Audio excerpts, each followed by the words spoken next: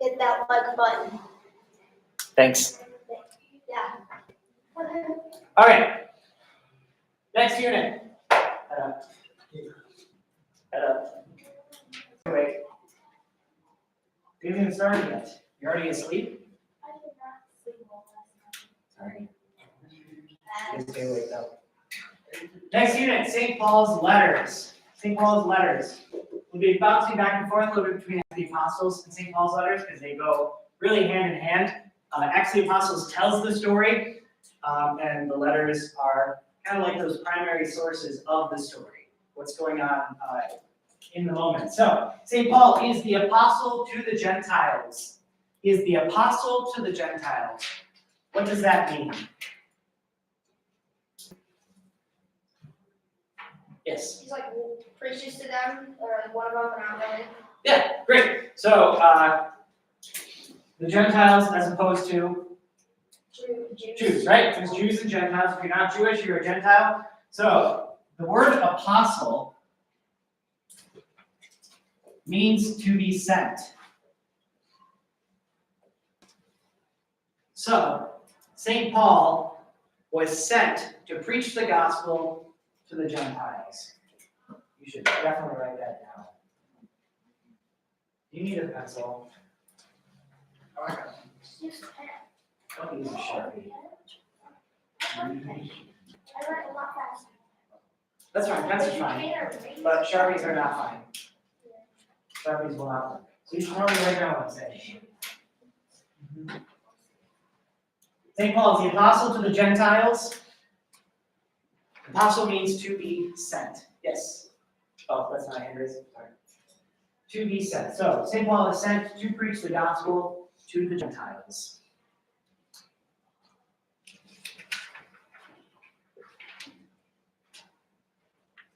He was born in Tarsus. So Tarsus is way up here. Notice this is Israel right here. So actually, I'll do it in like green. I'm going to outline Israel in green.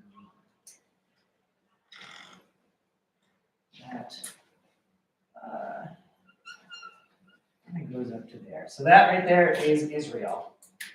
That's it. They're small. Israel is smaller than the state of Michigan. So Yeah, a lot more holy. it's true. So Israel's here. St. Paul was born way up here. Why? Why was he born in Israel? Because his parents came from there. Yeah, his parents came from there. How did they end up there? That's where their parents came from. Yes, but how do Jews end up in Tarsus and not in Israel? They're different homes. When? What specific event drove a lot of Jews from Israel? Yes, great. Remember the Babylonian exile. They were forcibly taken from their land, and we called that the diaspora. You remember the diaspora?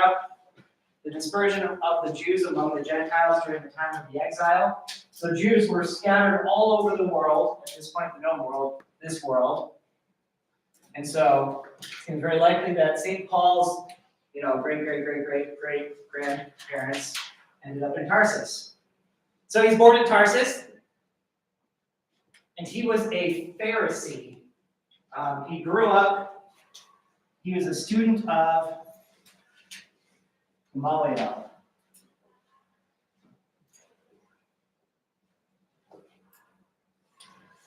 Gamaliel is a very famous rabbi at that time, and much like Jesus brought in 12 apostles and taught them and walked with them. That was actually a very common thing that rabbis did. They would bring in a small group of disciples who would follow them, learn from the rabbi, and then they would become full-fledged rabbis themselves with their own disciples. Gamaliel was one of these, and one of his disciples was Saul. So Saul grew up, he becomes a Pharisee. He's educated. He knows the law. I get that the writing has to be over there, but I'm also going to say that I cannot read anything else. And please, on this side, if you can't read it, let me know. I'll write it over here too. I just need this space for the projector, so yeah, don't be afraid to let me know you need to read it. Gamaliel is a teacher of Saul. He becomes a Pharisee, knows the law very well. And we first find him in Jerusalem.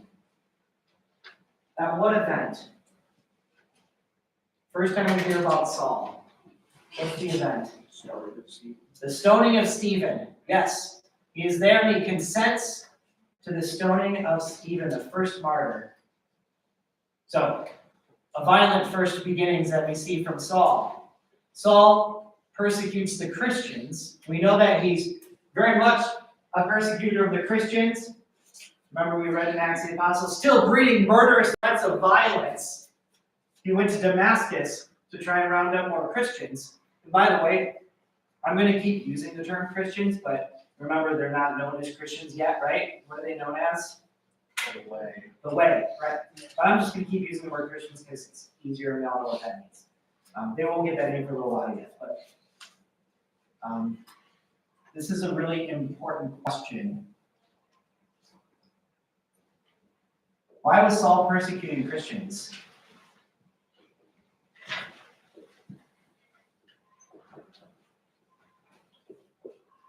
Why was Saul persecuting Christians? By the way, this feels like a really nice test question, maybe like a short essay.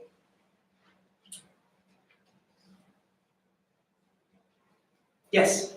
Because he just didn't like them. He didn't like them, all right. He thought they looked funny and smelled funny. Okay, that's one thought. What else? What else do we think? Then we're just kind of throwing ideas out. What's a possible reason that he would be persecuting Christians? He didn't believe, or he didn't agree with their beliefs. Okay, in particular, which one? Jesus, right? That Jesus is the Messiah. He did not believe that Jesus was the Messiah. Good. Also because he was just a Pharisee. Okay, and I think that's actually worth noting. Remember, Jesus was not too kind to the Pharisees. He certainly railed against them a lot. A lot of his teachings were directly against the Pharisees.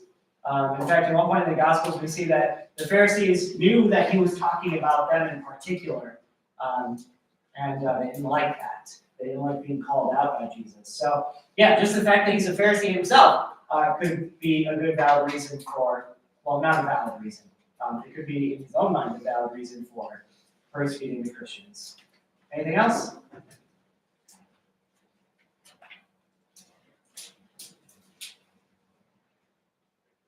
Okay, well, not a bad list. Kind of thinking about it now, we don't know this for sure, right? But I think there's a lot of good evidence that points to one of the reasons why he was persecuting them is we know what Gamaliel teached. We know kind of how Saul thought as a Pharisee. Remember, his family is in Tarsus, right? Which they're in Tarsus and not in the promised land of Israel because of the diaspora. The diaspora happened as a result of the traumatic event known as the Babylonian exile. So, the exile is something that was deeply traumatic to the Israelite people, something that deeply affected them. Why did God allow the Babylonian exile to happen? Jews were they're becoming too sinful. Yeah, so the sinfulness, right? Remember the King's Project we did? Were a lot of the kings good? No. No. Actually, those were pretty bad. Most of them were awful, right? A lot of 4s and 5s on that list. Remember the scale of 1 to 5? 5 was the most evil, 1 was the most good. You had a lot of 4s and 5s on that list. You know, a lot of people killed the king before him just so they could be king next. Yes, yeah. So like, there's a lot of evil happening. The kings led Israel astray, and the biggest reason was idolatry. Right? The kings introduced a lot of false gods into Israel, and idolatry was running rampant. And so God allows the Babylonian exile to happen that they would be purified from the sin of idolatry. And when they came back to Israel, they didn't struggle with official idolatry again. They never brought in rebuilt the altars to false gods. They remained pure in that way. What Saul is seeing with this Jesus movement is a dangerous return to that. He sees the Jesus movement as another form of idolatry that could bring about God's wrath again. The potential catalyst for God to send them into another exile. Saul doesn't want another exile. He doesn't want these bad things to happen. And so he sees the Christians as a threat to the security of Israel. Does that make sense?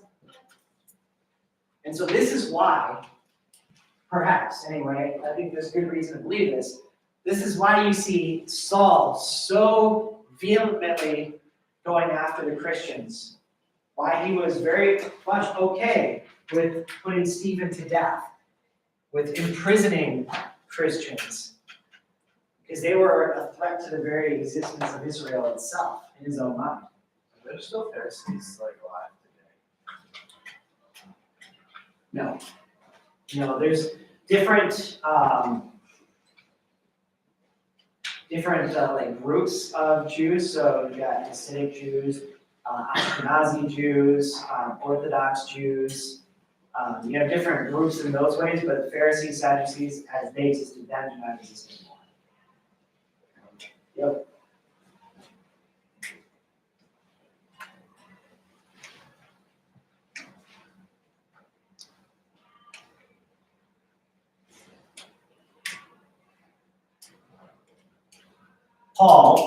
Saul at this point, where's my point? Saul is in Jerusalem for the stoning of Stephen. Jerusalem here. He's on his way to Damascus, which is up here, in order to imprison more Christians. And then something happens on the way to Damascus. What happens? He is blinded. And then what? He gets struck by lightning. Nope. Really? He's blinded. So he sees a flash of light. He's blinded because of that flash of light. And then what happens? This next part's even more important. He hears a voice. What does that voice say? Nobody? He says that he is Jesus, the Lord, he's a persecutor. Yeah. Saul, Saul, why are you persecuting me? This is Jesus whom you are persecuting. I remember we talked about Jesus identifying with his disciples, his followers, in this profound way. Because he's not actually putting Jesus to death. He's putting his followers to death. He's imprisoning his followers. But Jesus identifies that closely with his followers. He says, why are you persecuting me? This happens on the way to Damascus. And so we see he's blinded. He meets with Ananias, who prays over him, and he's converted. He's baptized shortly after.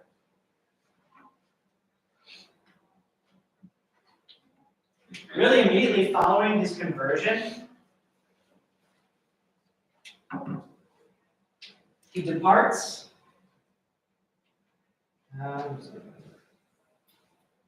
He goes south to the Arabian Peninsula.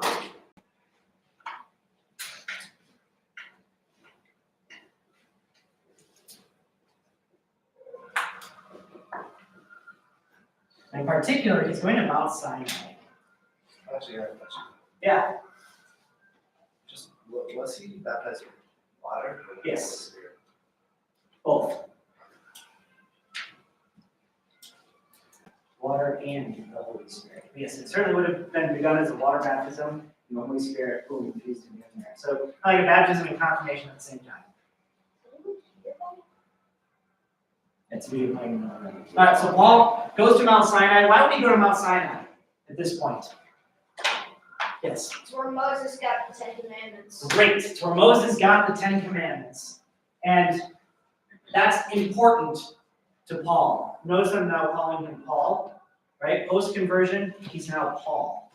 Anything before that, I'm naming him as Saul. Now he's Paul. He goes to Mount Sinai, and he spends 3 years there. 3 years there. So this is probably between the years 33 and 36. And any of these years I'm giving, they're approximations, give or take a year. Somewhere between the years 33 and 36. He is from the Arabian Peninsula, Mount Sinai in particular, yes. So when God changes names, that means there's something that has changed in their person, right? So Saul goes from becoming a Pharisee, he's a Jew, and then he's converted. And now his whole identity is changed as an identity in Jesus. A lot of us, when we're baptized, we have baptism names, right? We have confirmation names. What's your confirmation name? Oh, St. John the Baptist. Yes. Confirmation name. St. Christopher. It's a good one. Light bearer. It's my middle name. My confirmation name is St. Michael. Why don't we take down these other names? Isn't that like your birthday saint? Huh? Isn't that like your birthday saint or something like that? That's what my Look, confirmation said. you certainly could use one for your birthday. Oh, You don't have to though. But certainly it's typically take a saint name who you want to be like a patron saint who prays for you. But there's when God changes a name, there's an identity change that has happened as well. And so we see Paul's name changes to reflect his new creation as baptized, new creation as now a Christian, seeing the fulfillment of Judaism. Jerry, Luana. Thank you. Yep. So he's at Mount Sinai for 3 years. He goes to Mount Sinai, that's where the 10 Commandments were given. And what's he doing there? He's kind of almost going on like this 3-year retreat. Mount Sinai is a place of God's revelation, and it's a place of God's law. Remember, the law was very important to the Pharisees, right? They were the ones who kept the law. They were the ones who knew the law backwards and forwards. And so Paul goes right to the place where the law was first given, Mount Sinai. Now imagine he goes there to have God reveal himself to Paul. Say, God, now that I'm a Christian, I believe in Jesus, I need to know you better. And so he takes that time there and gets a new commission from God. Basically, he's there to get a new commission from God. So he spends 3 years there.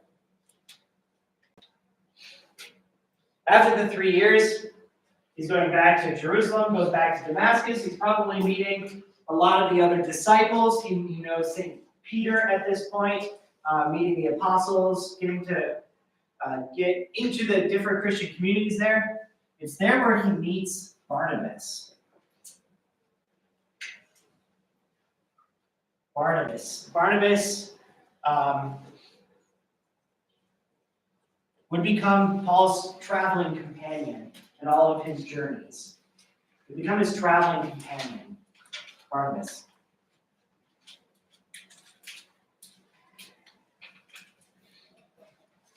And it's during this time here that he hears God give him that commission to be the apostle to the Gentiles.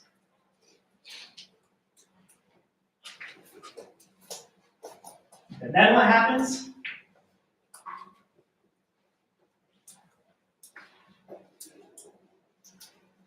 A decade of silence. Oops. That's not 10 years. That's 10 years.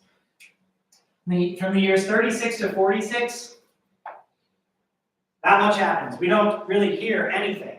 It's a decade of silence. Now, I have a very distinct advantage over St. Paul. I get to do this full time. This is my full-time job. St. Paul does not have that luxury. He is not preaching the gospel full time. He is in his profession, he is a tent maker. As a profession, tent maker. And so what we see is when he's evangelizing, he is likely doing so in the context of his business as a tent maker. I'm going to go back to that word that I just used, evangelization. when he's preaching and proclaiming the gospel, he's doing so likely in the context of his business. So he goes to a city, sets up shop, perhaps he's going to Damascus. He sets up shop there and starts selling tents, repairing tents. And then in the midst of that, he talks about Jesus. And he's converting people through those conversations, everyday conversations he has. And so in this decade of silence, he's probably doing this in the context of his business as a tent maker. Evangelization. It's an important word. What does that word mean?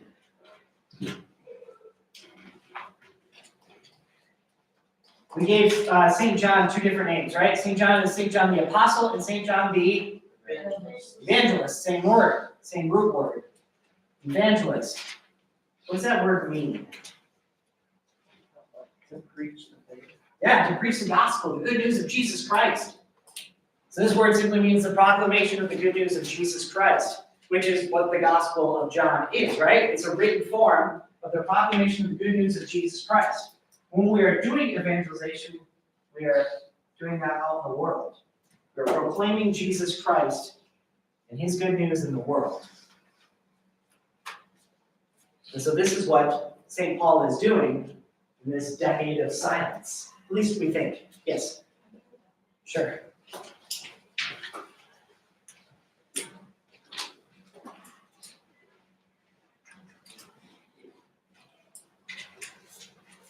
Paul has quite an incredible story. Just over and over again, incredible things continue to happen to him. So along the course of this time, we know that he's going to Caesarea, he's going to these different places. He's facing assassination attempts because not everybody accepts the gospel, right? So that same persecution that he was dishing out is now being dished out to him. And so he returns to Antioch. Antioch is right here. So he returns to Antioch, where he begins his first missionary journey.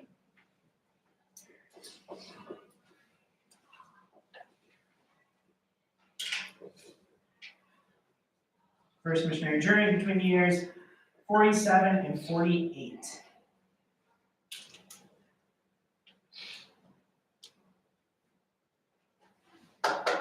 You need to stand up and do that. That might be helpful. Yeah, feel free to do that. I know that I'm struggling in the mornings to pray and stay awake. If I do stand, that helps a lot.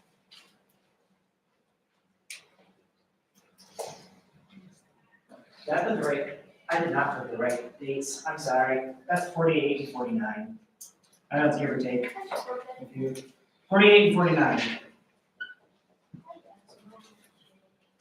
So between the years of 48 and 49, he's on his first missionary journey, which takes him in this direction. All right, so he starts in Antioch. And you don't need to know this, but this is, I figure the visual is helpful to see. There's a Cyprus. He moves up to Perga here, moves up to Antioch and Pisidia, takes these cities around here, and then does the loop back around this way. And goes this way. So notice he's hitting a lot of cities on the route. These two here, these are all these three. So it's Lystra. This is Derbe, Iconium. By the way, the red are the areas. So this is the area of Galatia, the area of Cappadocia, Syria, Asia, Pontus, Macedonia, Thrace, Achaia, and Crete. Why is Rome black? Rome is the city. So the black names are cities, so that's Rome right there.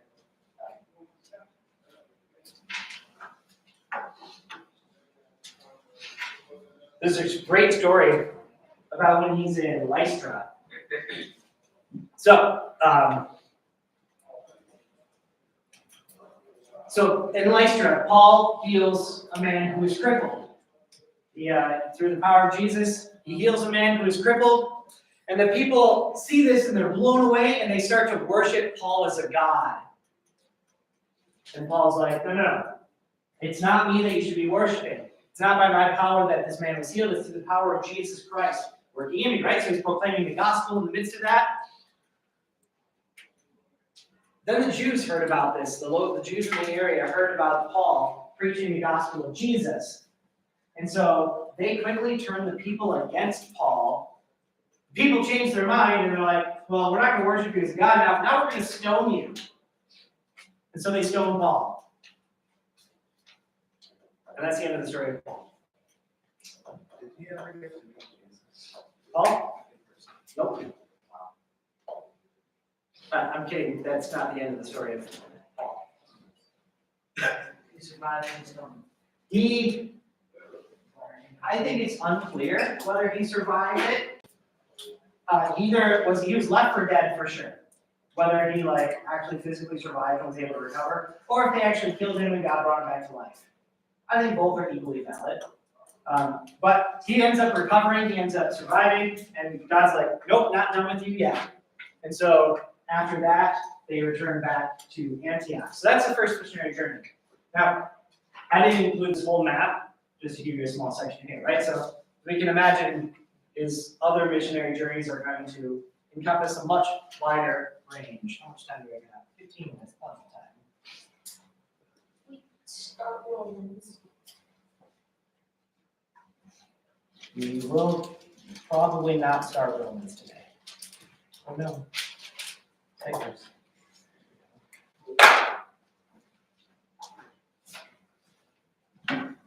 This takes us now to, what do you think? yeah, here's the restroom. You may. The second mission. There we go. Now you can go. Second missionary journey.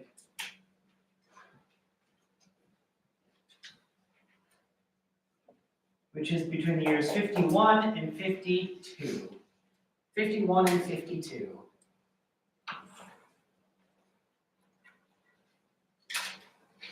There's a really important event that happens in the year 51. Does anybody remember?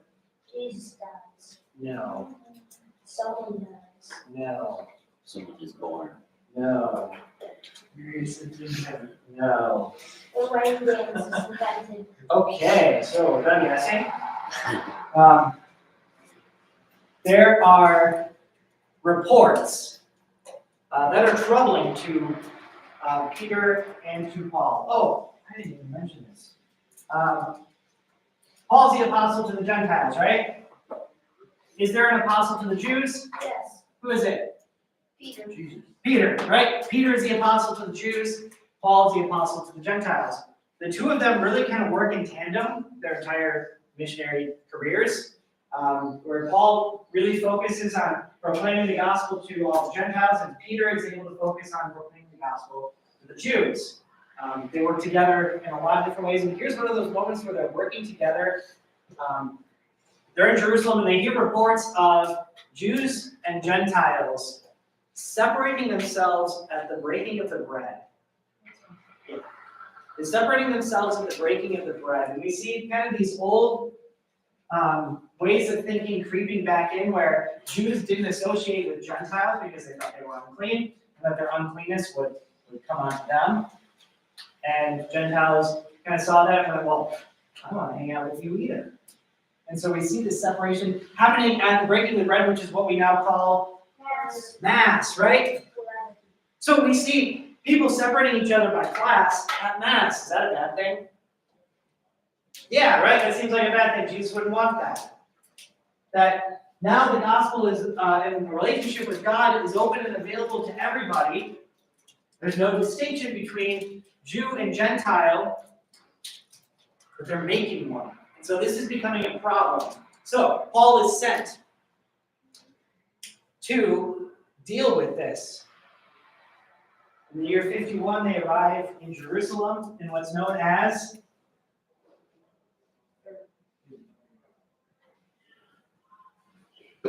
Their missionary journey. the Council of Jerusalem. Do you remember this?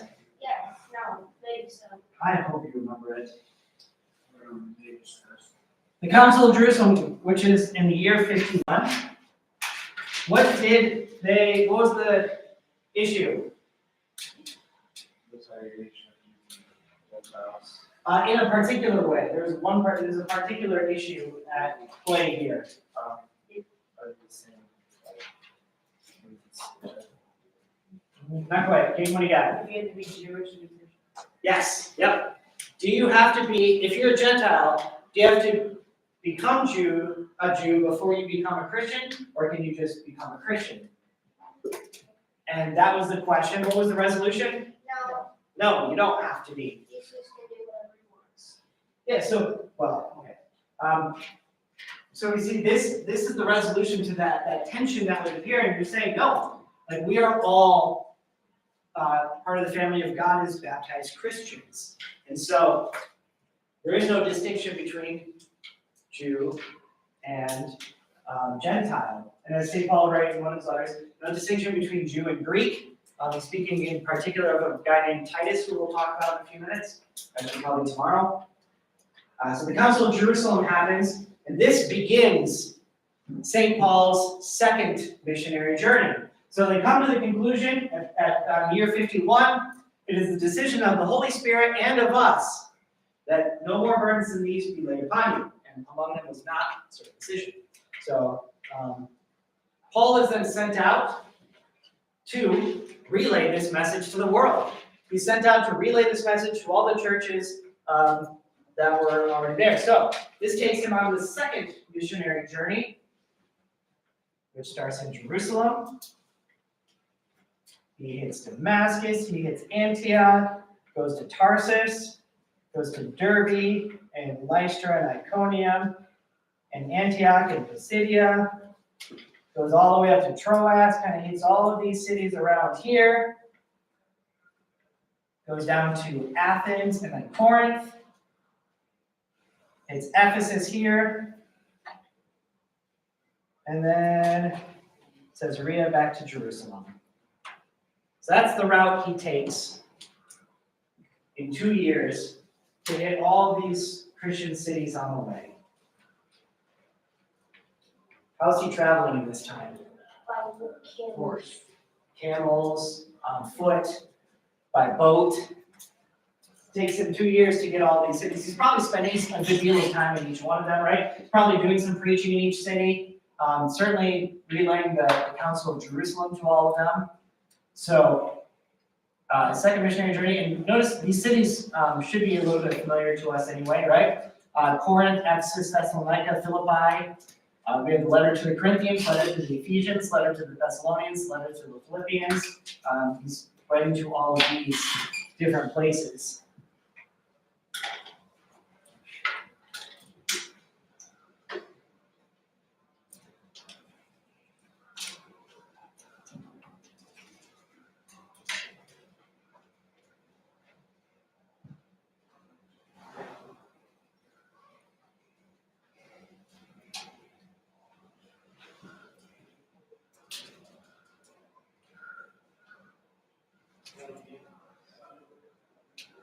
Let's roll on today.